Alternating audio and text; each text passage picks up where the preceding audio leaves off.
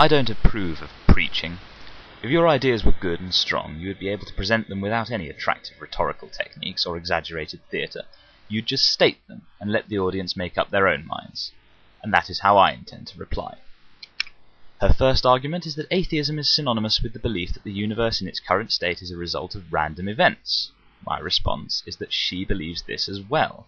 She believes that the natural state for the universe to be in is one with a creating, omnibenevolent God, but she is unable to provide any answer as to why this is the case. She is also unable to answer the question of why God has decided to create the universe in this particular way. Whilst I can explain the universe in its current state using science, she can only say that God intended it. She cannot qualify this statement any further. She can provide no reason or rationale. Her view of the universe is as dependent on random events as mine is. She says that evolution has done nothing to help the progress of science.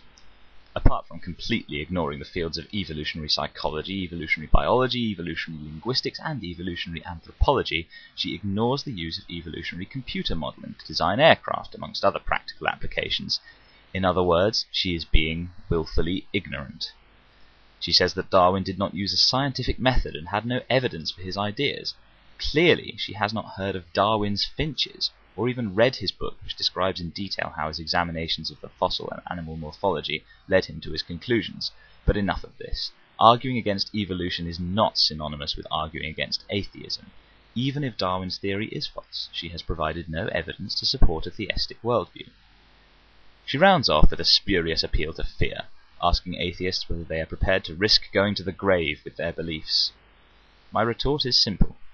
Is she willing to risk the wrath of my imaginary god, Athos, who I have received divine inspiration will condemn her to an eternity of torture for being daft enough to live her life according to the mythology of some Bronze Age tribesman in the Middle East? My threat is no more convincing or grounded in evidence than hers.